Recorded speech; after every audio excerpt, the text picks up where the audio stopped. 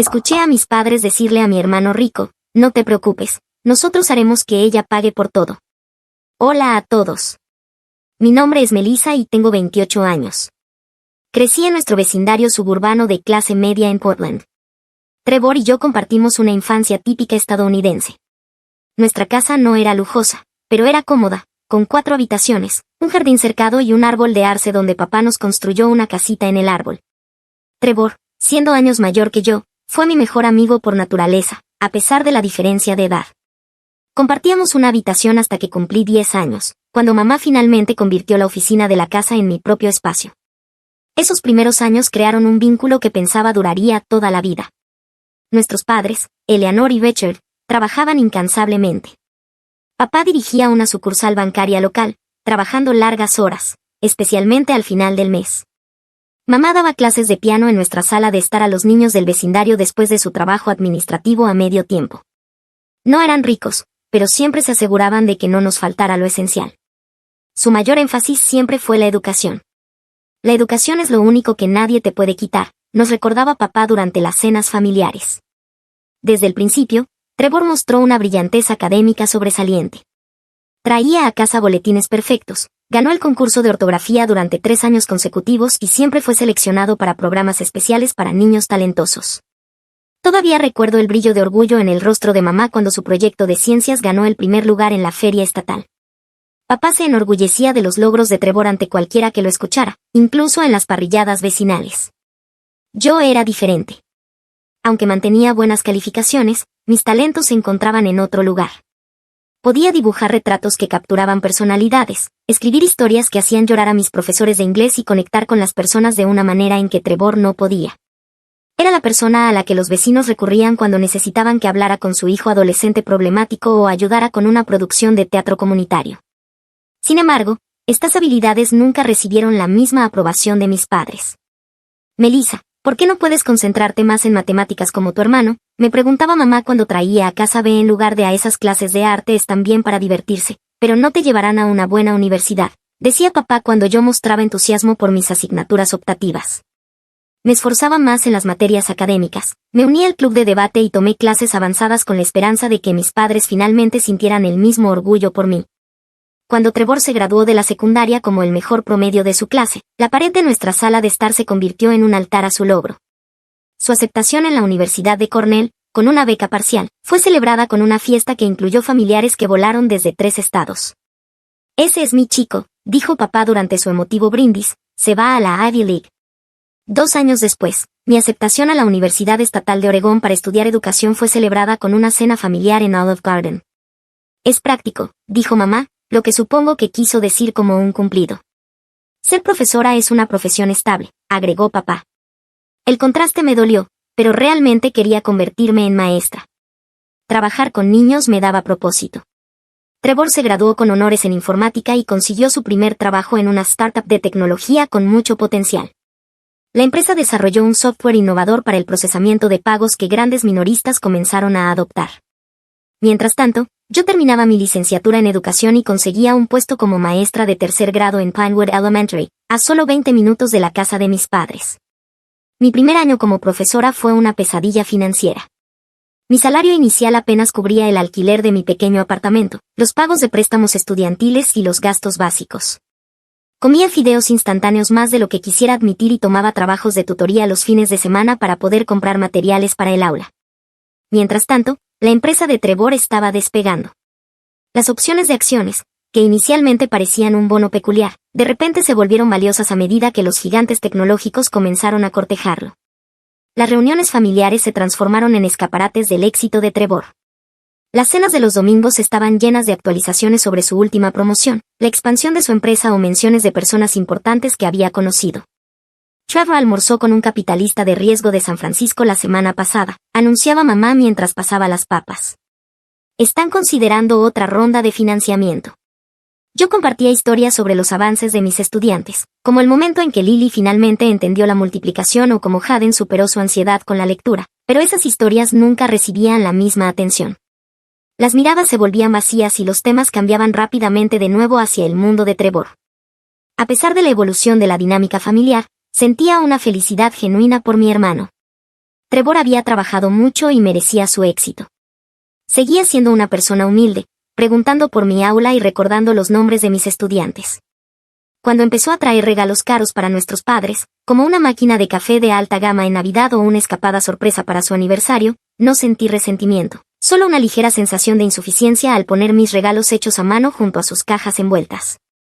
No tenías que hacerlo, le decía a Trevor. Mamá exclamaba mientras desenvolvía sus regalos, con los ojos brillando de aprecio. Mis bufandas tejidas a mano y las fotos enmarcadas de mi aula recibían agradecimientos educados, pero nunca el mismo entusiasmo. Me decía a mí misma que era natural que los padres se impresionaran por los regalos caros, intentando ignorar el creciente nudo en mi estómago cada vez que el primer momento realmente incómodo llegaba. Este momento ocurrió durante una barbacoa del Día del Trabajo, 5 años después de que ambos nos graduáramos. El tío Frank preguntó sobre nuestras trayectorias profesionales y papá inmediatamente comenzó a contar con detalles sobre el ascenso de Trevor en su empresa. Él será director de tecnología antes de los 35, predijo papá con orgullo. Cuando el tío Frank se volvió para preguntar sobre mi trabajo como maestra, mamá intervino rápidamente. Melissa está bien, pero déjame contarte sobre el nuevo condominio de Trevor en el centro de la ciudad. Esa noche, mientras conducía de regreso a casa, finalmente acepté que algo había cambiado fundamentalmente en nuestra familia.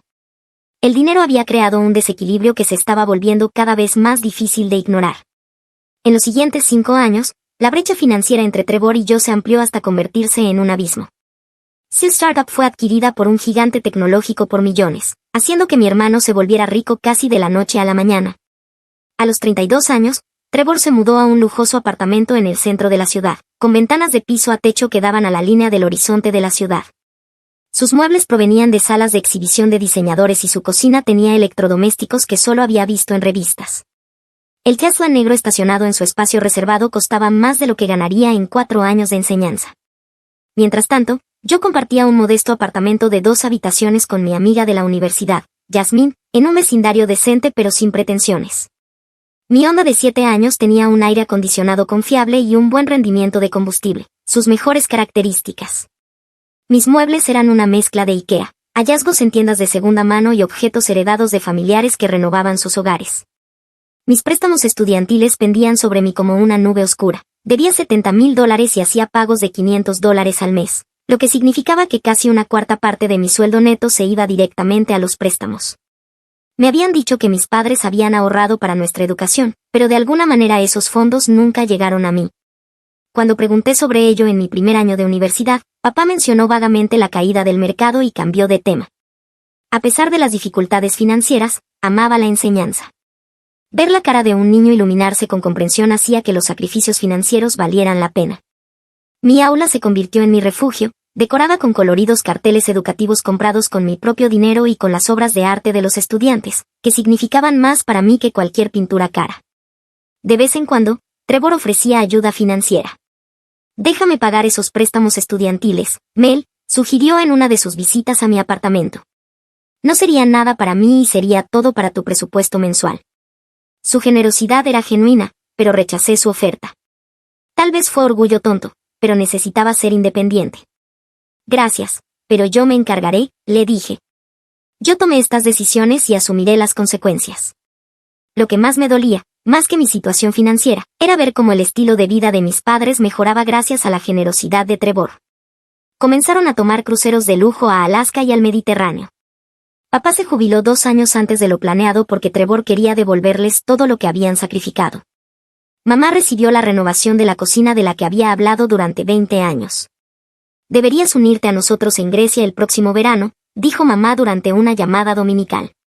«Estamos alquilando una villa por 2 semanas». La invitación estaba técnicamente abierta, pero todos sabíamos que mi horario escolar y mi cuenta bancaria lo hacían imposible. No podía permitirme el pasaje aéreo, ni mucho menos tomarme tiempo sin sueldo durante el año escolar. Estas exclusiones de las experiencias familiares se acumulaban como pequeños cortes de papel en mi corazón. La vida personal de Trevor florecía junto a su carrera. Conoció a Sofía en una gala de alfombra roja. Ella era ejecutiva de marketing para una empresa de cosméticos, elegante y exitosa. Sus publicaciones en Instagram los mostraban en restaurantes exclusivos, asistiendo a aperturas de galerías y haciendo viajes espontáneos los fines de semana a la región vinícola. Eran una pareja impresionante, tanto atractivos como exitosos. Mis padres se encantaron inmediatamente con Sofía.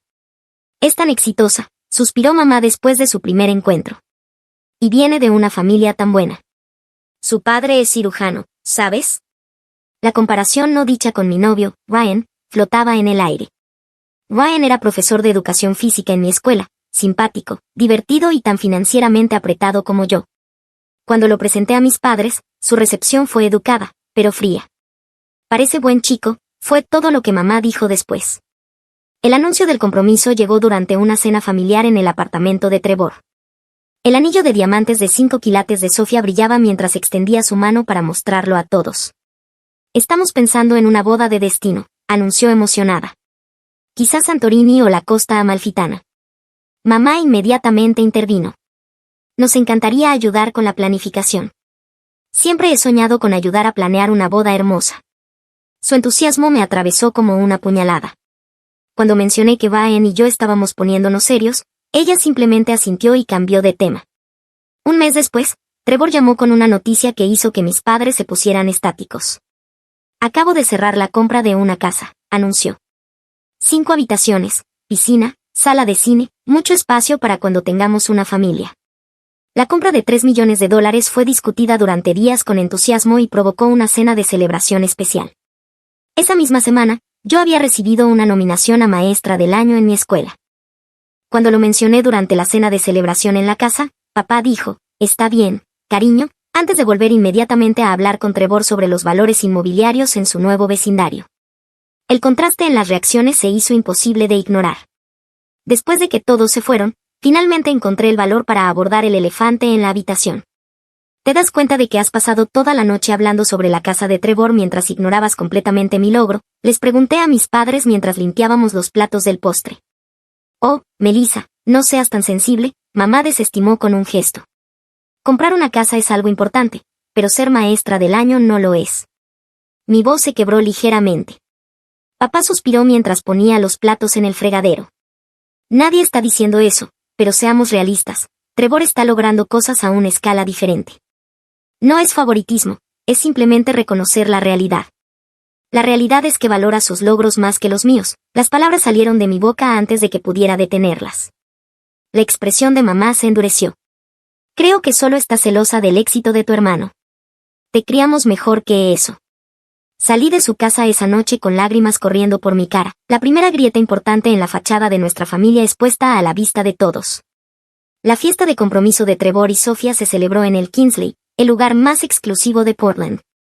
Las lámparas de cristal colgaban de los techos abovedados, el champán fluía libremente y los camareros circulaban con bandejas de aperitivos que no sabía pronunciar. La lista de invitados incluía ejecutivos de tecnología, celebridades locales y políticos. Llevaba mi mejor vestido, uno de cóctel azul marino, comprado en oferta la temporada pasada, y aún me sentía completamente fuera de lugar entre vestidos de diseñador y trajes a medida. Estaba cerca de la fuente de chocolate, sintiéndome como una impostora en este mundo de riqueza y privilegio, cuando Trevor se acercó. Ahí está mi hermana favorita, dijo con la cálida sonrisa que no había cambiado desde la infancia. Soy tu única hermana, le recordé. Nuestros viejos chistes seguían siendo cómodos entre nosotros. Mel, Sofía y yo hemos estado hablando. Ambas queremos que seas la dama de honor, dijo, tocándome el corazón. A pesar de nuestras vidas tan diferentes, él aún quería que estuviera en este rol central. ¿De verdad? ¿Estás segura de que Sofía lo quiere? Ella tiene 3 damas de honor de su lado, pero está de acuerdo en que debes tener el puesto. Eres mi mejor amiga, Mel. Siempre lo has sido. Un calor se extendió por mi pecho, desplazando temporalmente mi incomodidad. Entonces, sería un honor, dije, completamente sincera. Cualquiera que fuera la complicación en nuestra familia, Trevor seguía siendo mi hermano y lo quería. Mi entusiasmo se desvaneció considerablemente 2 semanas después, durante la primera reunión de planificación de la boda. Sofía había reservado una sala privada en Lucianas, donde el menú no tenía precios, nunca una buena señal para mi presupuesto. Mis padres llegaron en el nuevo Lexus de mamá, un regalo de cumpleaños de Trevor. Los padres de Sofía, el doctor y la señora Peterson, exudaban confianza y elegancia de dinero viejo. Estamos pensando en alrededor de 200 invitados, comenzó Sofía, abriendo su portafolio con recortes de revistas de bodas y muestras de colores. El lugar de Santorini puede acomodar ese número, dijo. Y hemos reservado provisionalmente todo el Resort Elysium por 3 noches. Casi me ahogué con el agua con gas. ¿Todo el resort? Queremos que todos se queden juntos, explicó Trevor. Crea una mejor experiencia. La madre de Sofía asintió con aprobación. Las vistas del atardecer desde el lugar de la ceremonia en el acantilado son inigualables.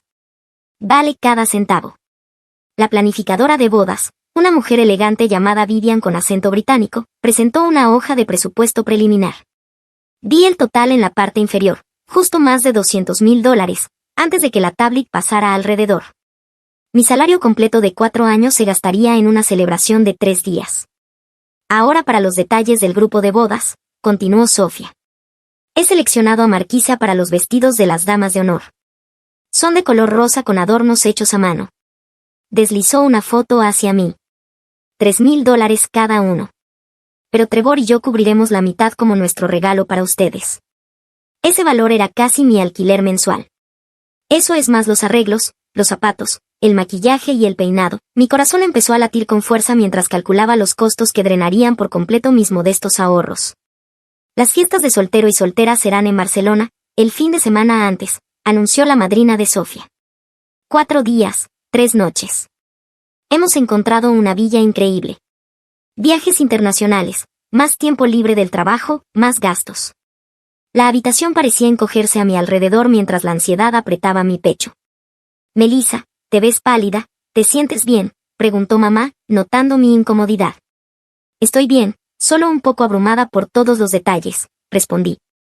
Después de que sirvieron el postre, encontré un momento para hablar con Trevor a solas. La boda suena increíble, comencé cuidadosamente. Pero necesito ser honesta sobre mi situación financiera. Estos costos son significativos para mí. El vestido, por sí solo, es casi 2 meses de pagos de préstamos estudiantiles. El rostro de Trevor se cayó. No había pensado en eso. Déjame cubrir tus gastos completamente. No, dije firmemente. No quiero un trato especial ni sentirme como un acaso de caridad frente a los amigos de Sofía. Solo necesito entender todos los costos esperados de antemano, para que pueda presupuestar y buscar trabajos adicionales de tutoría. Debería haber sido más considerado, dijo Trevor con arrepentimiento genuino en su voz. Déjame hablar con Sofía sobre elegir opciones más asequibles. Pero cuando él planteó el tema de nuevo en la mesa, la reacción de Sofía fue inmediata. Ya nos hemos comprometido con Marquisa, dijo, su sonrisa se tensó. Todos los demás están de acuerdo. No podemos cambiar todo ahora. Es nuestro día especial y hemos soñado con estos detalles específicos. Mis padres observaron el intercambio en silencio.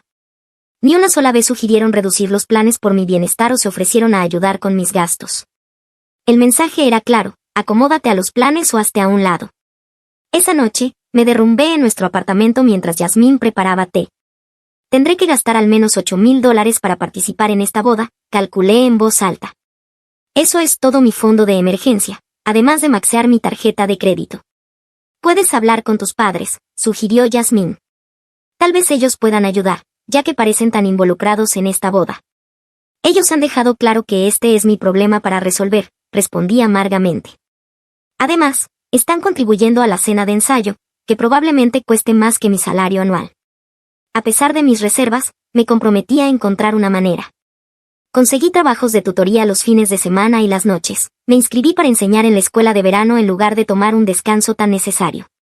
Cancelé mi limpieza dental y pospuse la reparación del guardabarros abollado de mi coche. Cada $1 extra lo metía en el sobre de mi fondo para la boda. Los gastos continuaron acumulándose. El show de despedida de soltera de Sofía requería una contribución de $500 por parte de las damas de honor. El depósito para la fiesta de soltero ya estaba vencido, $1,200 solo para alojamiento. Agoté mis modestos ahorros para comprar el boleto de avión no reembolsable a Grecia, tratando de no pensar en lo que me había costado acumular ese pequeño colchón de seguridad financiera. 6 meses después de comenzar la planificación, me reuní con la agente de viajes que manejaba las reservas grupales para los invitados a la boda. El bloque de habitaciones en el resort es de $350 por noche, con una estancia mínima de 3 noches, me informó alegremente. Además, hay que considerar la cena de bienvenida, el día de excursión y el brunch de despedida dentro de tu presupuesto. Al caminar hacia mi coche después de la reunión, llamé a Baen entre sollozos. No puedo hacer esto, me está arruinando financieramente. Tal vez sea hora de ser honesta con todos, sugirió suavemente. No hay vergüenza en tener limitaciones presupuestarias.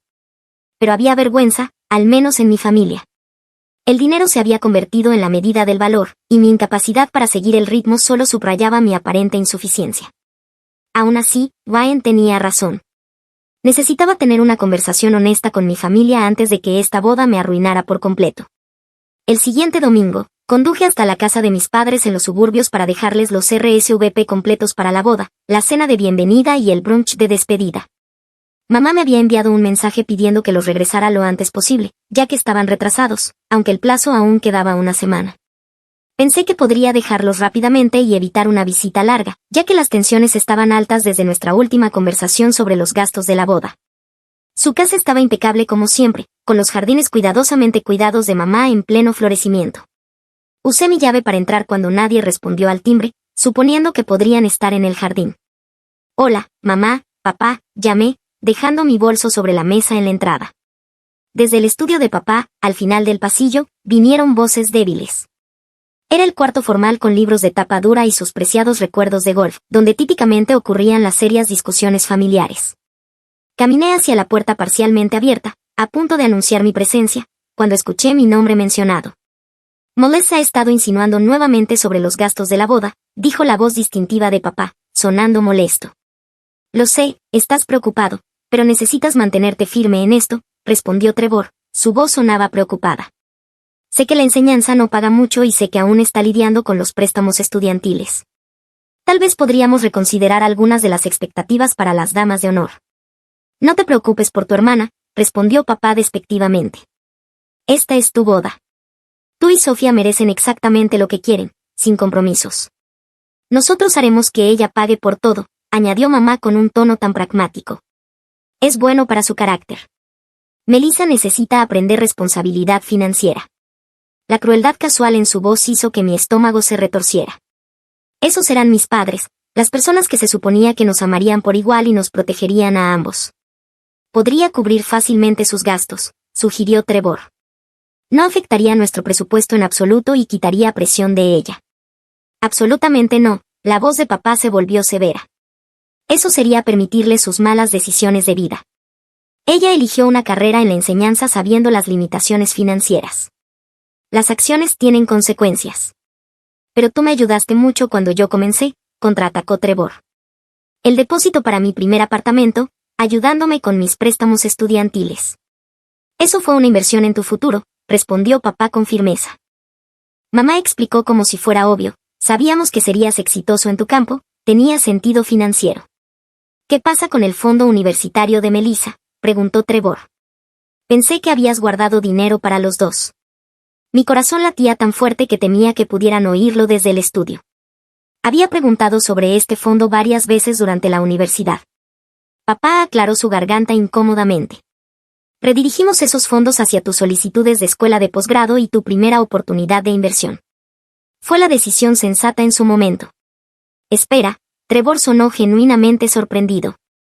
Entonces, el dinero que le dijiste a Melissa que se destinó a la caída del mercado, en realidad fue para mí. ¿Ella sabe esto? ¿Qué propósito tendría contarle eso?, preguntó mamá fríamente. Ella cree que la ayudamos con su educación tanto como pudimos. Esa narrativa funciona mejor para todos. Cambiamos $50,000 para tu boda, continuó papá, cambiando de tema. Queríamos que fuera perfecta. Los Peterson están contribuyendo significativamente, y necesitamos igualar su generosidad. Me quedé congelada, las lágrimas corrían silenciosamente por mi cara. $50,000 para la boda de Trevor, mientras yo luchaba bajo el peso de los préstamos estudiantiles que ellos habían prometido ayudar a pagar. La revelación de que deliberadamente mintieron sobre mi fondo universitario fue como un golpe físico. No me siento bien con esto, dijo Trevor, pero su protesta sonaba débil, conflictuada. Confía en nosotros, dijo mamá suavemente. Melissa se las arreglará, siempre lo hace. Este enfoque de tough love es lo que necesita para crecer financieramente. No soporté escuchar más. Me alejé silenciosamente de la puerta, tomé mi bolso y salí de la casa, rezando para que no escucharan el sonido de la puerta al cerrarse. En mi coche, estacionado en la calle, sollozos violentos sacudieron mi cuerpo. Todo lo que pensaba que sabía sobre mi familia había sido una mentira cuidadosamente construida. El viaje de regreso a casa pasó en un torbellino de lágrimas y shock. Tuve que parar 2 veces cuando el llanto me hizo imposible ver el camino. Mi teléfono vibró con un mensaje de mamá: ¿ya dejaste los RSVP? Estamos esperando por ti. El mensaje casual después de lo que acabo de escuchar solo intensificó mi dolor. ¿Cómo podía actuar tan normal después de lo que había oído? Siempre me habían visto como la hija menor, no digna del mismo apoyo y amor. De alguna manera llegué al apartamento de Yasmín, tambaleándome por la puerta, en un estado tal que ella inicialmente pensó que alguien había muerto. Me mintieron sobre todo, solté entre sollozos, desplomándome en nuestro sofá. El fondo universitario, los préstamos, todo. Ellos dieron mi dinero a Trevor porque pensaron que era la mejor inversión. Yasmín me abrazó mientras yo derramaba toda la conversación, sus propios ojos llenándose de lágrimas de simpatía y enojo por mí. Eso no es lo que se supone que deben hacer los padres, decía repetidamente. Eso no es amor, Melissa. Eso no es amor en absoluto. Esa noche, acurrucada en la cama con los ojos hinchados y un corazón dolorido, no tomé ninguna decisión. El dolor era demasiado crudo, demasiado envolvente. Simplemente existí en un estado de traición y tristeza, lamentando la familia que pensaba que tenía. Durante toda una semana, evité todo contacto con mi familia. Llamé para decir que estaba enferma al trabajo durante 2 días, algo que nunca había hecho antes, salvo cuando me hospitalizaron por apendicitis 3 años atrás. Mi teléfono acumuló llamadas perdidas y mensajes cada vez más preocupados de Trevor. ¿Estás bien, mamá y papá? No estuviste en la cena del domingo, Melissa. Por favor, llámanos, estamos preocupados. ¿Está todo bien? Nadie ha sabido nada de ti. Respondí solo a Trevor con un breve mensaje: necesito algo de espacio. No me siento bien, llamaremos pronto. Incluso eso me costó un tremendo esfuerzo, mis dedos pesados con el peso de la traición mientras se movían por la pantalla. Ryan y Yasmín crearon una burbuja protectora a mi alrededor, respondiendo preguntas de amigos en común y trayendo comida reconfortante. Necesitas enfrentarlos, dijo Ryan finalmente, en el 6º día de mi aislamiento autoimpuesto. Esto te va a consumir de lo contrario. Tenía razón. La conversación que había escuchado sonaba en mi mente sin cesar, en un bucle constante, envenenando recuerdos que previamente había atesorado. Cada recuerdo de la infancia venía ahora con preguntas. ¿Fue ese viaje al Museo de Ciencias solo porque Trevor quería ir? ¿Asistieron a mis obras escolares por interés genuino o por obligación? ¿Había algo real en nuestra familia? En el 8º día, les envié un mensaje a los 3. Cena familiar mañana a las 7. Mi invitación: necesito hablar sobre algo importante.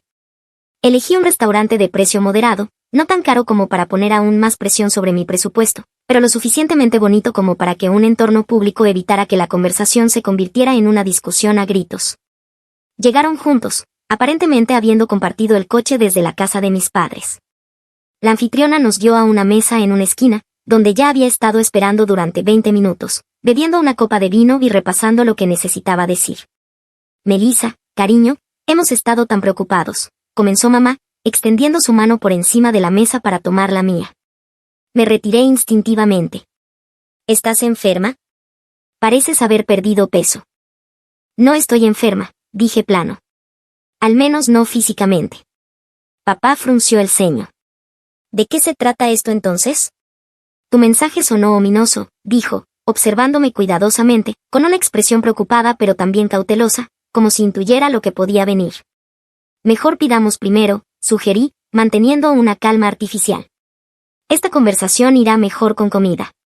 La charla sobre el clima y el tráfico llenó los minutos insoportables hasta que llegaron nuestros platos.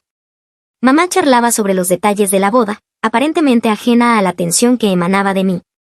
El florista de Santorini envió los arreglos más hermosos, dijo, y las bolsas de bienvenida para los invitados están quedando muy bien. Una vez que el camarero entregó los platos y se fue, dejé mi tenedor y miré directamente a mis padres. El domingo pasado pasé por la casa para dejar los RSVP, comencé.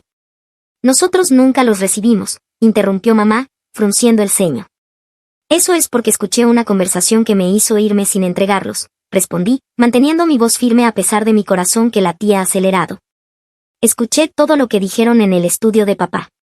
Todo sobre hacerme pagar los gastos de la boda.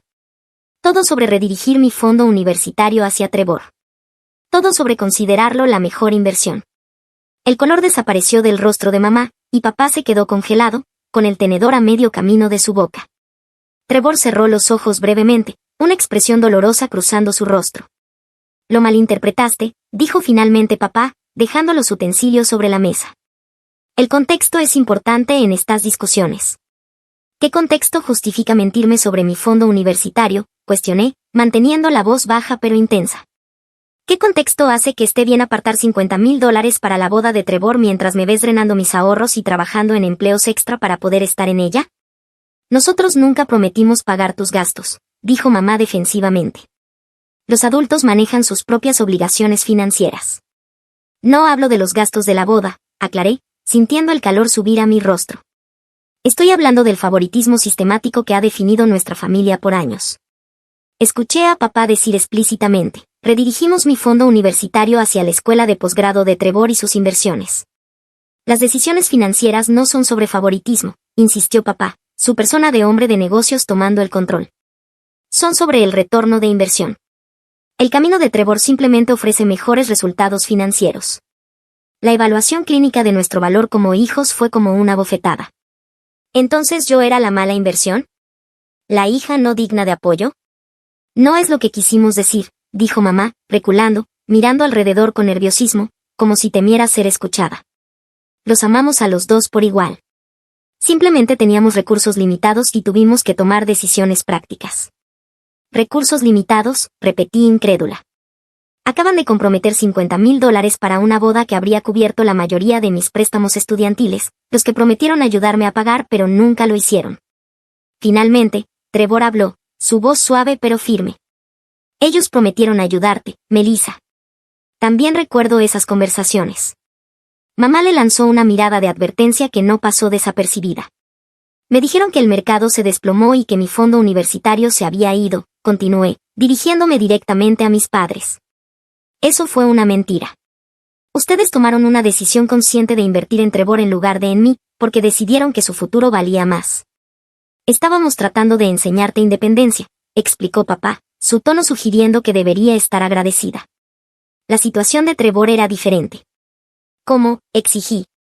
¿Porque él eligió un campo lucrativo? ¿Por qué encaja con su definición de éxito? Parcialmente, sí, admitió papá, su honestidad finalmente rompiendo su fachada. Vimos un potencial significativo en el camino de Trevor. Enseñar es noble, pero no ofrece las mismas oportunidades. ¿Oportunidades para qué? ¿Para hacerlos sentirse orgullosos? ¿Para darles derechos para presumir en cenas de club de campo? Mi voz se quebró de emoción. ¿Tienen idea de lo que se siente saber que sus padres redirigieron mi dinero para la educación hacia mi hermano porque pensaron que no valía la pena la inversión? Esa es una interpretación muy dramática, dijo mamá despectivamente. Estás exagerando sobre decisiones prácticas tomadas hace años. He sacrificado todo para ser parte de esta boda, continué, ignorando su desdén. He tomado trabajos extra, cancelado vacaciones, pospuesto reparaciones de mi coche. He gastado mi fondo de emergencia en boletos de avión a Grecia, y todo mientras ustedes secretamente apartaban $50,000 para el evento. No una sola vez consideraron que su hija está ahogándose financieramente, dije, sintiendo como el dolor crecía dentro de mí. Si no pueden costear la boda, deberían haber dicho algo antes, dijo papá fríamente. Nadie te obligó a participar. Su insensibilidad rompió algo dentro de mí. ¿Escuchas lo que estás diciendo? ¿Entiendes lo que le estás diciendo a tu hija en este momento? ¿Que debo excluirme de la boda de mi único hermano porque no puedo permitirme la versión de lujo que están planeando? Trevor extendió la mano a través de la mesa hacia mí. Mel, no sabía que estaba tan mal.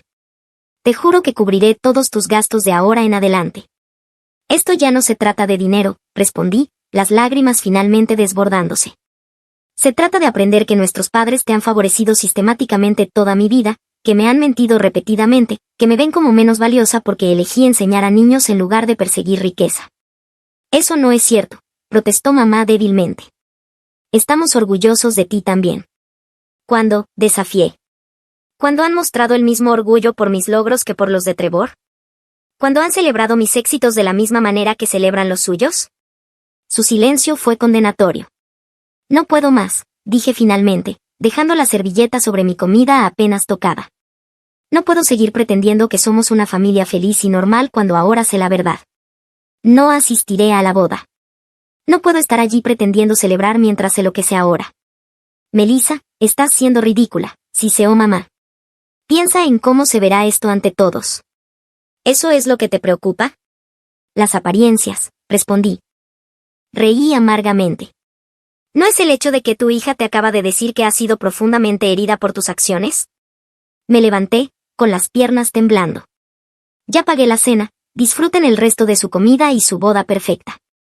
Necesito algo de tiempo lejos de esta familia para averiguar que, si acaso, se puede salvar. Mel, Trevor se levantó a medias. Por favor, no te vayas así. Deberíamos hablar más. No esta noche, dije firmemente. He dicho lo que necesitaba decir. Ahora la pelota está en su campo. Salí del restaurante con la mayor dignidad que pude reunir, ignorando las llamadas de mamá pidiéndome que regresara y la voz severa de papá diciéndome que estaba exagerando. En mi coche, bloqueé sus números temporalmente, necesitando espacio del inevitable aluvión de mensajes y llamadas que seguirían. La confrontación había ido mejor y peor de lo esperado. Había dicho lo que necesitaba decir sin desmoronarme completamente, pero sus respuestas solo confirmaron mis peores temores. La familia que pensaba que tenía existía solo en mi imaginación. Las semanas siguientes fueron algunas de las más difíciles, y a la vez transformadoras, de mi vida. Con sus números bloqueados, mi familia no pudo contactarme directamente, aunque Trevor envió un correo electrónico con el asunto. Por favor, léelo cuando estés lista, que permaneció sin abrir en mi bandeja de entrada durante días. Yasmín se convirtió en mi roca, escuchando mi proceso noche tras noche, mientras pasaba por ciclos de ira, dolor y confusión. Intento entender cómo los padres pueden hacer esto, le dije una noche durante una conversación.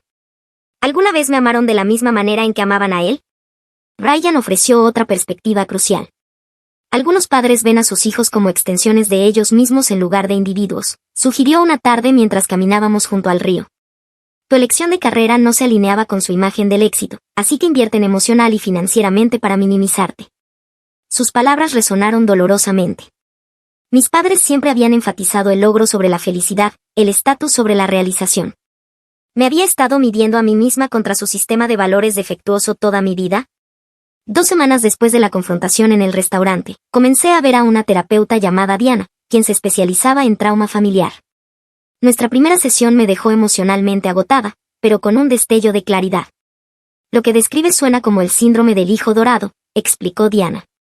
Es común en familias donde los padres crean una dinámica de favoritismo, a menudo de manera inconsciente. El hijo dorado recibe elogios, apoyo y recursos, mientras que los hermanos reciben amor condicional, basado en cumplir ciertas expectativas. ¿Pero por qué?, pregunté, secándome las lágrimas. ¿Por qué los padres harían esto con sus propios hijos? Con frecuencia, es un reflejo de sus propias inseguridades y valores, dijo suavemente. Los padres que miden el éxito en términos de estatus y logros financieros naturalmente favorecerán al hijo que valida esos valores. Rara vez tiene que ver con querer a un hijo más que al otro, aunque ciertamente se siente de esa manera para el hijo desfavorecido. A lo largo de varias sesiones, Diana me ayudó a identificar patrones que habían existido desde la infancia, los diferentes estándares aplicados a Trevor y a mí, la naturaleza condicional de la aprobación de mis padres, las formas en las que había interiorizado sus valores, a pesar de haber elegido un camino diferente. La pregunta ahora, dijo Diana durante nuestra cuarta sesión, es qué límites necesitas establecer a partir de ahora. La sanación no requiere reconciliación bajo sus términos. Esa misma semana, me reconecté con mi amiga de la infancia, Amanda, quien había sido testigo de nuestra dinámica familiar de cerca durante años. Mientras tomábamos café en su cocina bañada por el sol, compartí vacilante lo que había descubierto. Honestamente, Mel, no me sorprende, dijo Amanda, tomando mi mano a través de la mesa. Lo vi incluso cuando éramos niños. ¿Recuerdas tu proyecto de arte de 10º grado? Tu acuarela ganó el primer lugar, y tus padres apenas lo reconocieron porque Trevor tenía una competencia de ciencias el mismo fin de semana. ¿Lo notaste?, pregunté, sorprendida de que otros hubieran visto lo que yo trataba tanto de ignorar.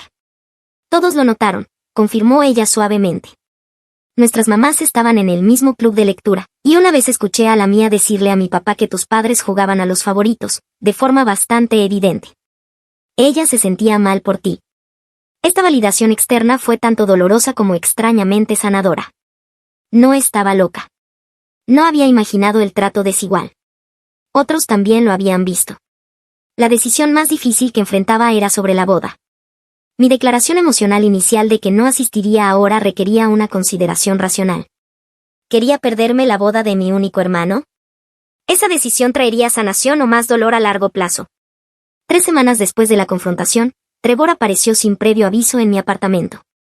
Cuando abrí la puerta, nos quedamos mirándonos en un incómodo silencio antes de que él preguntara en voz baja, ¿puedo entrar? Nos sentamos en mi pequeña sala de estar, el espacio de repente pareciendo destartalado en comparación con su hogar lujoso. He estado tratando de respetar tu necesidad de espacio, comenzó, pero no podía dejar que esto continuara sin hablar cara a cara. Lo aprecio, dije rígida, sin saber a dónde llevaría esta conversación. Trevor pasó una mano por su cabello, un gesto nervioso de la infancia. Primero, quiero que sepas que no tenía idea sobre el fondo universitario. Siempre pensé que contribuyeron por igual a nuestras educaciones. Nunca habría aceptado ese dinero si hubiera sabido. Asentí, creyéndole. Trevor tenía sus defectos, pero la crueldad deliberada no era uno de ellos. Segundo, lamento mi parte en todo esto, dijo. Debería haber notado el patrón antes. Debería haber cuestionado por qué siempre parecían tener dinero para mis proyectos, pero no para tus necesidades. Estaba tan atrapado en mi propio mundo que no vi lo que estaba pasando. No eras responsable de sus decisiones, dije, suavizándome un poco. Solo estabas aceptando el apoyo que cualquier hijo esperaría de sus padres. Pero me volví cómplice al aceptar el trato preferencial, replicó Trevor. Y debería haberme enfrentado más fuerte sobre los gastos de la boda. Sabía que eran sustanciales, pero dejé que la visión de Sofía tuviera prioridad sobre tu realidad financiera. Hablamos durante horas, desvelando capas de nuestra infancia compartida y viendo los eventos desde nuevas perspectivas, más honestas. Trevor reveló sus propias luchas con las expectativas de nuestros padres, la constante presión por lograr, las sutiles amenazas de desaprobación si consideraba caminos profesionales que pagaran menos. De alguna manera, tú obtuviste lo mejor, admitió. Te liberaste de su sistema de valores antes. Elegiste lo que realmente te hacía feliz en lugar de lo que los haría sentirse orgullosos. Yo aún estoy tratando de averiguar si mis elecciones de carrera fueron realmente mías o solo el camino de menor resistencia. Esta vulnerabilidad de mi hermano exitoso me hizo reflexionar. Tal vez los dos habíamos sido dañados por el amor condicional de nuestros padres, solo que de diferentes maneras. Sobre la boda, Trevor dijo tentativamente, entiendo completamente si todavía no quieres participar, pero egoístamente espero que reconsideres. Eres mi hermana, Mel, mi única hermana. La idea de casarme sin ti allí se siente mal. No sé si puedo enfrentarlos. Cada vez que pienso en ver a mamá y papá ahora, me siento físicamente enferma, admití. Y si hablo con ellos, sugirió. Dejarles claro que necesitan respetar tus límites y darte espacio en la boda. Estarán tan ocupados con los Peterson y sus amigos que podría ser más fácil de lo que crees mantener distancia. ¿Y las expectativas de Sofía para las damas de honor? El vestido, las fiestas, todo eso, dije. Ya le dije a Sofía que cubriré todos tus gastos yo mismo, dijo Trevor firmemente. No como un préstamo ni caridad, sino como un regalo entre hermanos. Ella entiende que esto no es negociable. Consideré cuidadosamente sus palabras. Necesito algunas condiciones si voy a estar allí. Primero, aceptaré tu ayuda con los gastos, pero solo porque me destrozaría financieramente de otra manera. Segundo, necesito un contacto mínimo con mamá y papá durante los eventos. Y tercero, quiero traer a Ryan como apoyo. ¿Hecho? ¿Hecho? ¿Y absolutamente hecho? Trevor aceptó inmediatamente. Ryan ya está en la lista de invitados, y me aseguraré de que te sienten lejos de nuestros padres en todos los eventos. No resolvimos todo ese día, pero comenzamos a reconstruir nuestra relación sobre una base más honesta. Acepté asistir a la boda, no por mis padres, sino por el hermano que estaba haciendo esfuerzos genuinos por comprender y reparar el daño. Antes de que Trevor se fuera, le entregué una carta que había escrito a nuestros padres. No estoy lista para hablar directamente con ellos, expliqué. Pero necesitan entender mi posición y lo que necesito de ellos de ahora en adelante. La carta describía mis sentimientos sin acusaciones, enfocándose en los comportamientos específicos que me habían herido y los límites que necesitaba establecer. Les expliqué que la reconciliación requeriría el reconocimiento del favor, una disculpa por las mentiras y un compromiso de trato más equitativo en el futuro. Me aseguraré de que lean cada palabra, prometió Trevor, guardando el sobre cuidadosamente en su chaqueta. Como era de esperar, Mis padres respondieron a la defensiva al principio. Mamá llamó la carta dramática y unilateral.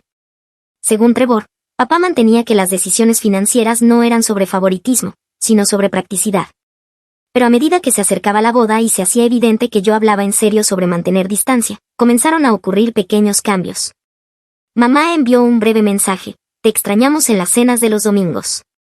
Deberíamos hablar cuando estés lista. Papá dejó un mensaje de voz: quizá haya cosas que podríamos haber manejado de manera diferente. Hablemos después de la boda. No eran las disculpas sinceras que merecía, pero eran pequeños reconocimientos de que algo se había roto y necesitaba reparación. Fue un comienzo, por pequeño que fuera. 6 meses después de descubrir la dolorosa verdad sobre mi familia, me encontré en un avión rumbo a Santorini, con Ryan a mi lado, sosteniéndome la mano durante el despegue. Trevor había cumplido su palabra, cubriendo todos los gastos relacionados con la boda, incluidos nuestros vuelos y alojamiento. El vestido de dama de honor colgaba en una bolsa sobre mi cabeza, alterado para ajustarse perfectamente, a pesar de mi reticencia inicial. Me había comprometido a estar presente para el día importante de mi hermano. Grecia era tan impresionante como todos decían, con edificios encalados contra el mar azul profundo, atardeceres que pintaban el cielo con colores imposibles y comida que convertía cada comida en una celebración. Bajo otras circunstancias, habría sido el viaje de mi vida. El grupo de bodas llegó 3 días antes que los demás invitados. Las 3 damas de honor de Sofía, amigas de la universidad que trabajaban en finanzas, derecho y farmacéuticas, eran educadas pero distantes, claramente conscientes de la tensión familiar. Para mi sorpresa, hicieron esfuerzos por incluirme en los preparativos, quizás guiadas por Sofía misma, que había sido inesperadamente considerada desde la intervención de Trevor. Mis padres mantenían una distancia cuidadosa durante las actividades grupales, respetando los límites que había establecido. A través de Trevor, nuestras interacciones fueron civiles pero mínimas, un contraste marcado con la cercanía forzada que había caracterizado los eventos familiares en el pasado. La mañana de la boda, Trevor tocó la puerta de mi habitación en el hotel mientras Ryan estaba en la piscina. «¿Podemos hablar antes de que todo se vuelva un caos?», me preguntó, luciendo inusualmente nervioso con pantalones cortos y una camiseta. Caminamos por el sendero del hotel junto al acantilado, el mar Egeo extendiéndose sin fin debajo de nosotros. «Quiero agradecerte», dijo finalmente. «Por estar aquí a pesar de todo, por no dejar que los errores de nuestros padres nos separaran». «No ha sido fácil», admití. «Pero me di cuenta de que castigarte por su comportamiento solo generaría más arrepentimientos». Trevor se detuvo, girando para mirarme directamente. «He estado pensando mucho sobre la equidad en estos últimos meses, sobre el privilegio y la ventaja. Yo me beneficié de su favoritismo toda mi vida, a menudo sin darme cuenta». «No pediste esa ventaja», señalé. «No, pero la acepté sin cuestionarla», replicó él. «Y ahora tengo la oportunidad de corregir parte de ese desequilibrio». Me entregó un sobre. Dentro había un extracto bancario que mostraba una nueva cuenta a mi nombre, con un saldo de $70,000, casi exactamente la cantidad de mis préstamos estudiantiles restantes. «Trevor, no puedo aceptar esto», comencé, pero él levantó la mano. «No es un regalo, Mel», dijo. «Es una restitución. Ese dinero debería haberte pertenecido para tu educación. Nuestros padres lo desviaron hacia mí sin que yo lo supiera, y me beneficié de ese desvío. Simplemente te estoy devolviendo lo que debería haberte pertenecido todo el tiempo». Las lágrimas se me llenaron en los ojos. «Esto es un cambio de vida», susurré, el peso de la ansiedad financiera levantándose ligeramente de mis hombros. «Por primera vez en años». «Mereces una hoja en blanco», dijo él simplemente. «Usa este dinero para los préstamos, guárdalo para el pago de una casa, lo que necesites. Solo sabes que viene sin ataduras ni expectativas». Nos abrazamos fuertemente allí, en el sendero, el primer paso en un viaje de sanación entre hermanos criados en un sistema desigual. Trevor no podía borrar el favoritismo de nuestros padres, pero su reconocimiento y acciones concretas hablaban mucho sobre su compromiso con nuestra relación. La ceremonia de la boda fue, sin lugar a dudas, hermosa. Sillas blancas alineadas en la terraza del acantilado, la brisa marina trayendo el aroma de las flores locales, y músicos de cuerdas tocando mientras Sofía caminaba por el pasillo, radiante en su vestido personalizado. De pie a su lado como dama de honor, sentí una mezcla compleja de emociones: felicidad por la alegría de mi hermano, tristeza persistente sobre las verdades familiares y una esperanza cautelosa de sanación. Durante la recepción, mantuve una distancia educada de mis padres, aunque los vi varias veces mirando hacia mí con una expresión que no pude interpretar completamente. Era arrepentimiento, confusión, un reconocimiento creciente de lo que sus decisiones nos habían costado como familia. Mi padre se acercó una vez, con una copa de champán en la mano. Tu hermano parece feliz, ofreció torpemente. Lo está, respondí brevemente, manteniendo mi respuesta concisa. Melissa, comenzó el vacilante, después de que todos regresemos a casa, tal vez podríamos reunirnos para almorzar.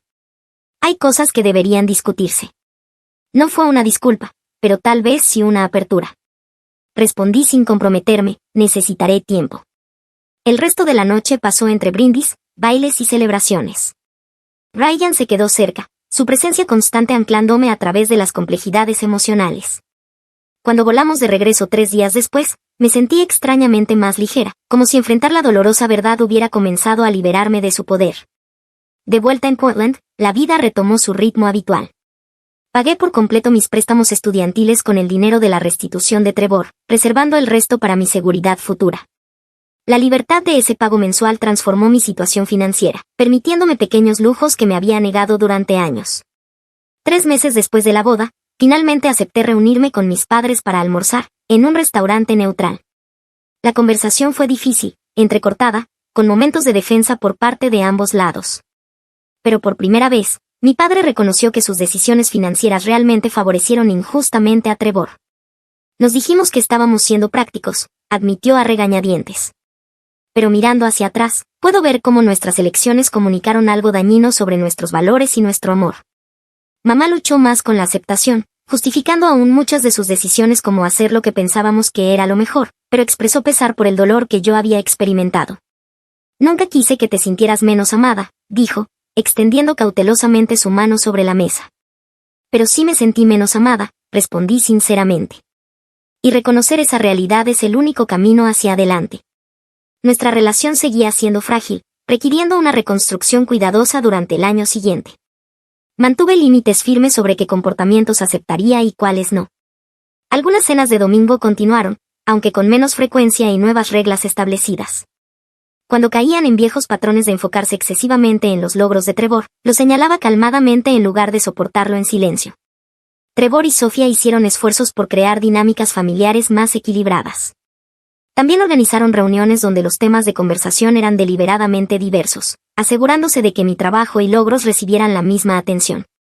Cuando anunciaron el embarazo de Sofía, 6 meses después de la boda, fueron cuidadosos al incluirme en los momentos especiales, en lugar de crear otra esfera de la que me sintiera excluida. El cambio más significativo llegó de forma inesperada. 1 año después de la confrontación, mi madre me llamó para preguntar si podía visitar mi aula. Me di cuenta de que nunca te he visto enseñar, explicó. Me gustaría entender mejor esa parte de tu vida. Verlo observar mis interacciones con 20 niños de 3er grado, viendo cómo su expresión cambiaba de un interés cortés a una genuina apreciación, mientras era testigo de mi habilidad y pasión, fue como un pequeño milagro. Eres impresionante con ellos, dijo después, algo como respeto en su voz, quizás por primera vez esa tarde. Uno de mis estudiantes con dificultades se acercó en ese momento, con un dibujo. Mis papás no piensan que soy tan inteligente como mi hermana, me confesó en voz baja. Siempre le ayudan primero con la tarea. Al mirar sus ojos preocupados, reconocí el dolor del amor condicional percibido. Tomando de mi propia experiencia de sanación, pude ayudarlo a articular sus sentimientos con sus padres de manera constructiva, facilitando una conversación familiar que podría evitar que el mismo patrón de favoritismo causara daño a largo plazo. A veces las familias desarrollan hábitos sin darse cuenta de cómo afectan a todos, le expliqué. Pero cuando hablamos con honestidad y amor, les damos la oportunidad de cambiar esos hábitos. La capacidad de transformar mi dolorosa experiencia en una guía que podría ayudar a este niño se sintió como el primer verdadero regalo de este difícil año. El dolor, cuando se procesa y se entiende, puede convertirse en sabiduría que sirve a los demás. Mi relación con mis padres nunca será perfecta. Algunas heridas son demasiado profundas para una sanación completa. Pero hemos establecido una base más honesta, basada en la realidad y no en la pretensión. Están aprendiendo a valorarme por lo que soy, en lugar de medir mi valía con sus expectativas o las decisiones de mi hermano. Estoy aprendiendo a poner límites sin construir muros. Lo más importante es que ya no mido mi valor por su aprobación. Las dolorosas revelaciones me obligaron a desarrollar un sentido más fuerte de autovalidación, a reconocer mi valor independientemente de métricas externas como ingresos o estatus. Seguir enseñando a los niños sigue siendo mi pasión y mi propósito, sin importar cómo los demás perciban esa elección. Trevor y yo hemos desarrollado una relación más cercana y auténtica que antes. La armonía artificial mantenida por ignorar verdades incómodas ha sido reemplazada por una conexión genuina basada en la honestidad y el respeto mutuo. Él sigue siendo mi hermano, mi amigo, y ahora mi aliado para crear patrones familiares más saludables. Al reflexionar sobre este viaje, me di cuenta de que a veces, las revelaciones más dolorosas se convierten en puertas hacia una mayor autenticidad. Escuchar esas devastadoras palabras de mis padres, ella pagará por todo, finalmente me liberó de ilusiones que habían limitado mi autopercepción durante décadas. Historia 2. No te molestes con la reunión familiar. Mi hijo me dejó una nota, simplemente respondí, entendido. 24 horas después, tenía 68 llamadas perdidas y un abogado en pánico. Hola a todos. El sol apenas comenzaba a ponerse detrás de los árboles de magnolia, proyectando largas sombras sobre los parterres de rosas que había pasado toda la tarde podando. Aún llevaba mi sombrero de ala ancha, con los guantes manchados de tierra, cuando escuché el ruido del buzón. Generalmente, solo recibía catálogos o cartas de donaciones que nunca abría, pero este sobre estaba grueso, rígido y demasiado formal para hacer publicidad. Mi nombre, señora Marla Wetmore, estaba impreso con esa tipografía formal, de abogado, que con los años había aprendido a reconocer. Lo llevé dentro, lo dejé sobre la encimera de la cocina, junto a la regadera, y me quité los guantes lentamente. Algo dentro de mí sabía lo que iba a encontrar antes de abrirla. Aún así, desdoblé la carta, alisando sus pliegues con cuidado, como si eso pudiera suavizar lo que decía. Por favor, no asista a la próxima reunión familiar Whitmore. Es mejor que nos alejemos por ahora. Graham. Sin saludo, sin mamá, solo la firma, el nombre de mi hijo, grabado en el espacio blanco como un final. Me quedé quieta durante mucho tiempo, la cocina estaba extrañamente silenciosa, como si hasta el refrigerador estuviera conteniendo el aliento. Leí la frase una y otra vez, pero las palabras no cambiaron. Una brisa entró por la puerta mosquitera y levantó la esquina de la carta. La presioné de nuevo con la palma de mi mano y observé la tinta, como si pudiera deshacerse bajo el peso de mi mirada. Luego tomé mi teléfono, mi pulgar flotó sobre el teclado durante unos segundos más de lo necesario. Entendido, escribí, sin puntuación, y presioné enviar. Afuera, la manguera del jardín yacía medio enrollada cerca de las hortensias, olvidada. El agua seguía fluyendo suavemente sobre la grava, constante, descuidada. Me senté a la mesa de la cocina y miré la carta una vez más, luego la doblé lentamente y la volví a meter en el sobre. Le había dado todo, y ahora sabía que eso no significaba nada. A la mañana siguiente, ya pensaba en el fideicomiso. El día que Graham cumplió 6 años, enterramos a su padre. Recuerdo la forma en que apretaba mi mano en el cementerio, intentando con todas sus fuerzas no llorar, aunque yo también lloraba tan desconsoladamente que no podía ofrecerle mucho consuelo. Llevaba un pequeño traje que no le quedaba bien, y me miraba constantemente, como si esperara que yo supiera qué hacer a continuación. No lo sabía, pero le dije que lo resolveríamos juntos. Vendí la casa un mes después, la que Daniel y yo habíamos comprado antes de que naciera Graham, con la cerca blanca y el árbol de limones en el jardín trasero. Demasiados recuerdos se aferraban a las paredes. Nos mudamos a un apartamento modesto en el lado sur de Charleston, con 2 habitaciones, paredes delgadas y poca luz, pero estaba limpio y era nuestro. Conseguí trabajo en la escuela secundaria por las mañanas y trabajaba en el turno de la tarde en la biblioteca. Los fines de semana, durante los veranos, daba clases particulares a los niños del vecindario y tomaba turnos en la librería de la universidad. Mi programa de doctorado desapareció en silencio, un semestre diferido tras otro, hasta que llegó la carta diciendo que ya no estaba matriculada. Recuerdo que Graham la encontró entre la correspondencia y me preguntó si algún día regresaría a la universidad. Le respondí que sí, y sonreí. Siempre fue un chico brillante, incluso cuando no teníamos mucho. Construía computadoras con piezas de ventas de garaje, participaba en ferias científicas con materiales prestados. Cuando consiguió una beca parcial para Vanderbilt, lloré más de lo que había llorado en el funeral de Daniel. Lo demás lo fuimos resolviendo con los trabajos adicionales de grant y préstamos. Nunca debía haber firmado, pero lo hice de todos modos. Me dije a mí misma que lo pagaría algún día con éxito, si no con dinero después de la universidad. Graham regresó a casa con sueños de iniciar su propio negocio y un plan de negocios que necesitaba financiamiento. Confirmé el primer préstamo para el que no pudo calificar, y cuando el banco dudó, utilicé parte de mis ahorros de pensión para equilibrar la balanza. Es solo hasta que tengamos tracción, dijo. Lo haré valer la pena, algún día, mamá, me dijo cuando consiguió su primera ronda de financiamiento inicial. Yo acababa de regresar de la tienda de comestibles, y la llamada me sorprendió mientras estaba en el fregadero. Ya estamos oficial, dijo, sin aliento. Las líneas tecnológicas están activas, vas a estar orgullosa de mí. Le respondí que ya lo estaba. Pasaron los años, y las llamadas se hicieron menos frecuentes. En algún momento, dejaron de ser sobre compartir cosas y empezaron a ser sobre pedir. ¿Puedes confirmar esta línea de crédito? ¿Puedo usar tu nombre para el contrato de arrendamiento del espacio de oficina? Siempre sentía que era algo temporal, siempre con una promesa. Solo por ahora, eres la única persona en quien confío. Cuando se casó, volé a San Francisco y me senté al fondo, mientras la familia de Lidia ocupaba las 2 primeras filas. Nadie me pidió que me levantara para las fotos, y yo tampoco lo pedí. Aún así, nunca falté a un cumpleaños, nunca dejé de hacer un depósito. Cuando necesitaba ayuda para equilibrar una nómina, y cuando abrí esa carta ayer. Pensé que tal vez había imaginado la distancia todos estos años, pero no lo había hecho esa mañana.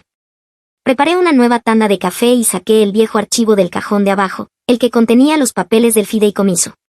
Era un jueves por la mañana cuando vi la foto. Mi sobrina Ava había publicado un boomerang en Instagram, ella pasando por un conjunto de invitaciones gruesas, embellecidas y atadas con cinta azul marino. Sostenía una como si fuera un trofeo. El pie de foto decía, no puedo esperar para la reunión familiar Whitmore, Napa, allá vamos. Estuve mirando la pantalla durante 1 minuto completo antes de permitirme respirar. No había recibido nada, ni una llamada telefónica, ni un mensaje, ni siquiera un correo masivo.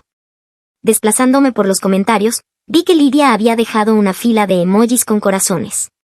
Alguien de su parte de la familia comentó, no puedo esperar a ver a todos, tal vez el gobernador también venga. Otro comentó, los Whitmore saben cómo organizar un evento con legado. Aquella tarde actualicé el buzón, solo correo basura, un catálogo de caridad, un cupón para rotación de neumáticos.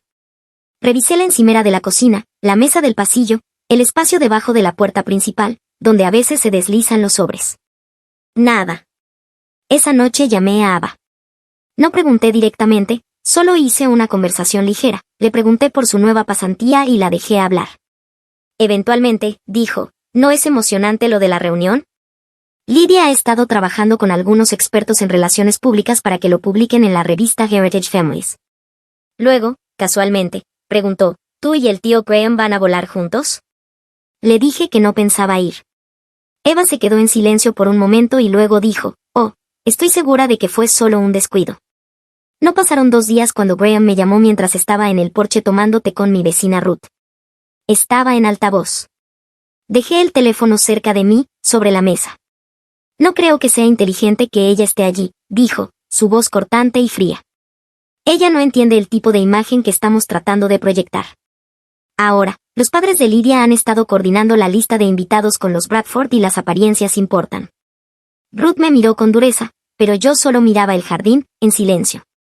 No intento ser cruel, añadió Graham, pero a veces tienes que curar tu legado.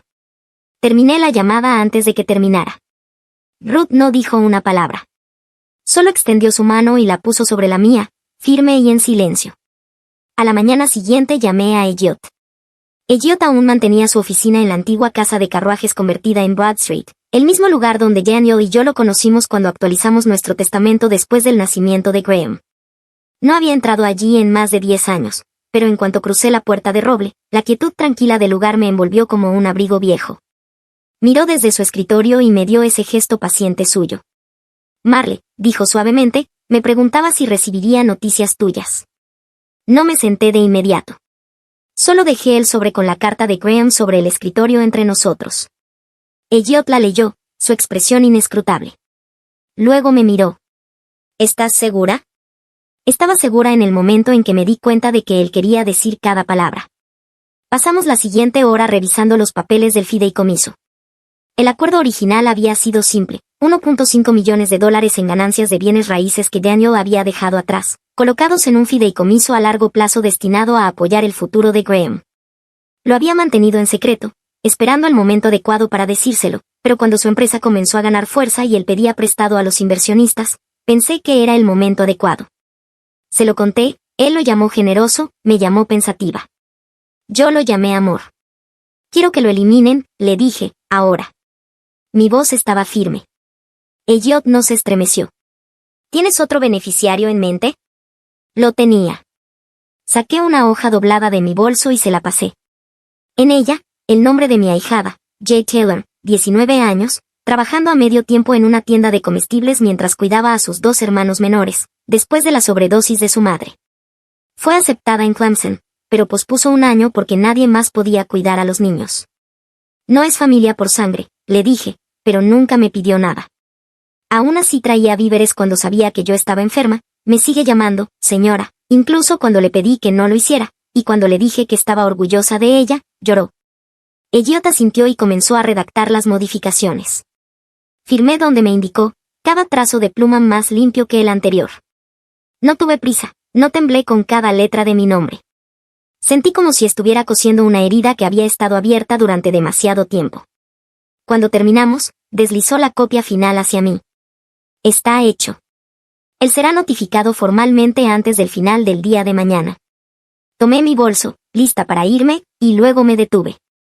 Este fideicomiso estaba destinado a alguien que entendiera el sacrificio. Ese ya no es mi hijo. Al salir al sol de Charleston, me di cuenta de que no estaba enojada. Estaba limpia, vacía de una manera que dejaba espacio para respirar. Esa noche, asé un pollo para una sola persona y puse mi teléfono en silencio. Al día siguiente, comenzaron las llamadas. A media mañana, mi teléfono ya se había vibrado tanto que casi se cae de la encimera de la cocina. Lo dejé allí, la primera llamada llegó justo después de las 8, Graham. Luego otra vez, luego Lidia, después un número desconocido, que sospechaba que pertenecía a su abogado. Para las 10 ya tenía 17 llamadas perdidas y 3 mensajes de voz marcados como urgentes. Al mediodía, la cuenta superaba las 40. Puse el teléfono boca abajo y salí al jardín. Las camelias estaban floreciendo temprano, sus suaves pétalos teñidos de color. Me agaché junto al macizo de begonias, aflojando la tierra con un rastrillo de mano. El sol estaba fuerte pero agradable, y el aire llevaba un ligero aroma a jazmín. Me dejé llevar por el ritmo de cuidar cosas que no podían hablar. En un momento, Ruth se acercó desde su jardín y levantó una ceja. ¿Vas a contestar ese teléfono antes de que explote? No, le dije, no creo que lo haga.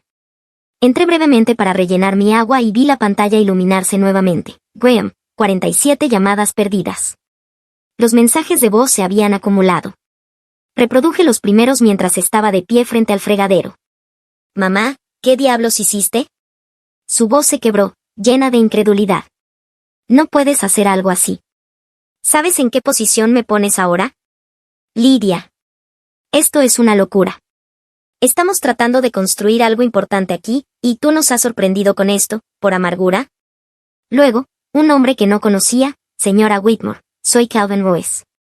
Represento a varios de los primeros inversionistas de Cackline. Solicitamos urgentemente una conversación para aclarar sus recientes acciones con respecto al fideicomiso Whitmore. Borré cada mensaje después de escucharlos y luego apagué el teléfono por completo. Esa noche abrí mi correo electrónico en la computadora de escritorio en la habitación de atrás. 67 correos no leídos. Algunas líneas de asunto estaban en mayúsculas, una de ellas en rojo. Estás poniendo todo en peligro. Otra simplemente decía, llámame, por favor. Los marqué como leídos y los archivé todos. El silencio se sintió merecido. A la mañana siguiente, un mensajero llegó con un sobregrueso de Manila, notificación formal del equipo legal de Graham solicitando la reversión inmediata de la reasignación del fideicomiso. Puse el sobre la mesa de la cocina, junto al portavasos, y volví al jardín. Pasé el día fertilizando los arbustos de arándano. La tierra estaba seca y resistente, pero la aflojé con paciencia y manos enguantadas. Me dolían las rodillas cuando terminé, pero era un dolor familiar, el tipo que proviene del cuidado, no del arrepentimiento. Más tarde esa tarde, Ruth regresó con té dulce. Todavía están tratando de contactarte, dijo, entregándome el vaso. Se quedarán sin energía antes que yo, respondí. Ella asintió. Eres constante, Marley. He practicado, le dije. Esa noche me senté en el porche y vi cómo la luz en las ventanas se desvanecía a ámbar. El cielo estaba suave con el crepúsculo que se acercaba. El teléfono aún apagado, permanecía allí, intocable. A la mañana siguiente, Graham apareció en mi puerta. No llamó antes, solo tocó, de manera cortante, impaciente, como alguien con derecho a exigir tiempo y respuestas. Abrí la puerta y allí estaba, de pie en el porche con un blazer azul marino, demasiado pulido para la humedad de Charleston, mandíbula apretada, la boca ya formando preguntas. No esperó a preguntarme. «Mamá, ¿qué diablos está pasando?», dijo. Me aparté en silencio, dejándolo entrar, solo porque no quería que Ruth o el cartero escucharan los gritos que sabía que vendrían. Caminó directamente por el pasillo, como si aún recordara la distribución, como si esperara que las cosas estuvieran exactamente como las dejó. Cuando nos sentamos, fue frente a la mesa de la cocina, el mismo lugar donde solía hacer la tarea, con las piernas colgando de la silla cuando eran demasiado cortas para tocar el suelo. «Este fideicomiso», comenzó, su voz cortante, «no tenías derecho a cambiarlo sin al menos discutirlo conmigo». «Tenía todo el derecho», respondí calmadamente. «Nos sorprendiste. Los padres de Lidia están furiosos. Estamos en medio de una ronda de financiamiento. ¿Entiendes qué tipo de inestabilidad esto genera?». Crucé mis manos en mi regazo. «No me enviaste una invitación». Él parpadeó. «¿Qué?». «A la reunión. No me enviaste una. Todos los demás recibieron las suyas hace semanas, pero ni siquiera tuviste la cortesía de pretender». Suspira, un suspiro que decía que todo esto era tan por debajo de él. «No fue intencional, mamá. Es un malentendido». Luego dijo con tono más grave, «¿Y ahora estás echando todo a perder por esto?». «¿Eso fue?». «Yo te invité». Su boca se abrió y luego se cerró. Silencio. Asentí. «Eso es lo que pensé». Se inclinó hacia adelante, más agresivo. «Aún podemos arreglar esto. La imagen se puede manejar. Solo necesitamos emitir una corrección, decir que tuviste una emergencia médica, algo simpático pero limpio. Reasignamos el fideicomiso, lo suavizamos en silencio y mantenemos la ilusión». «No se trata de una ilusión», respondí, «se trata de preservar la marca, el legado familiar. Hemos construido algo, y ahora, lo estás detonando por un descuido administrativo». Me levanté. «Tú me excluiste emocionalmente mucho antes de que yo te excluyera financieramente. Esto no se trata de una reunión, Graham. Se trata de 30 años de ser usada como un plan de respaldo y de ser ignorada el resto del tiempo». Él me miró. «Eso no es justo. Ni siquiera fue pedir que confirmara 3 préstamos empresariales y luego borrarme de tu vida». Estuvo callado nuevamente, pero esta vez no por sorpresa, sino por cálculo. Lo vi en sus ojos, la matemática del control de daños ya en marcha. Cuando se levantó, no me dio las gracias, ni se disculpó, solo dijo, «Veremos qué nos aconsejan nuestros abogados», y salió. No lo seguí, no cerré la puerta hasta escuchar cómo su coche de alquiler se alejaba. Dentro, el sobre de Manila seguía sobre la mesa sin abrir. Más tarde esa noche, Elliot me llamó con noticias que cambiaron todo. La voz de Elliot sonaba más baja de lo habitual, incluso para él. «Marle», dijo, «hay algo que necesito decirte y no quería que viniera de nadie más». Me senté lentamente, preparándome. Hace 3 semanas, Graham presentó documentos intentando usar el fideicomiso como garantía para un acuerdo de préstamo privado. No te notificó, por supuesto. Se presentó a sí mismo como el gerente autorizado, lo cual legalmente no era, pero estaba contando con tu silencio continuo, tu confianza en él y la suposición de que no interferirías. Cerré los ojos por un momento. ¿Era legal? No del todo, respondió Elliot. Los términos del fideicomiso requieren tu aprobación para cualquier desembolso o gravamen, pero estuvo peligrosamente cerca de ejecutar el préstamo antes de que presentáramos la documentación de reasignación. ¿Y para qué era el préstamo? Elliot vaciló. Era una inversión puente a corto plazo a través de un grupo ficticio de terceros basado en Nevada. He revisado la empresa, Marle, es inestable, en el mejor de los casos, posiblemente una tapadera para mover activos de alto riesgo fuera de los libros de Techline antes de su próxima ronda de financiamiento. Si no hubieras tomado acción cuando lo hiciste, y ese acuerdo hubiera fracasado, podrías haber sido responsable. Permanecí callada. Se sentía como el tipo de momento que debería haber traído furia, pero en su lugar, solo sentí una lenta y fría comprensión deslizándose en su lugar, un peso que se asentó y llenó todo el vacío que él había dejado. Elliot, dije, no solo me excluyó, me estaba posicionando de nuevo. No discutió. Simplemente dijo, hiciste lo correcto, no solo emocionalmente, sino también financieramente, legalmente. Te protegiste. Le agradecí, aunque sentí que era insuficiente. Después de que colgamos, me quedé en la mesa de la cocina durante mucho tiempo, con las luces apagadas, escuchando el zumbido del refrigerador y el crujido del piso de madera debajo del ventilador del techo. No solo me había excluido, había jugado conmigo en silencio, contando con la misma lealtad que siempre había mostrado, y lo habría hecho de nuevo. Cuando me fui a la cama, el sobre de Manila estaba en la basura, rasgado por la mitad. Al día siguiente, recibí un mensaje de Jade. Jade me encontró una tarde de lunes, vestida con la misma sudadera verde descolorida que la había visto usar todo el invierno. Estaba nerviosa, sus ojos se movían de los altos techos del banco a los pisos de baldosas pulidas, como si no creyera del todo que perteneciera allí. Le dije que sí lo hacía. Nos sentamos con el banquero y expliqué la cuenta. Su nombre sería el principal, los fondos se liberarían según fuera necesario para matrícula, vivienda y libros. Mantuve el lenguaje sencillo, el tono firme. Ella escuchó, asintiendo lentamente, sin decir mucho hasta que terminó. Cuando salimos, se quedó en la acera y se giró hacia mí con lágrimas atrapadas en las esquinas de sus pestañas. Nunca nadie ha hecho algo así por mí, dijo. Sonreí. Lo ganaste, cariño. Yo solo ayudé a abrir la puerta.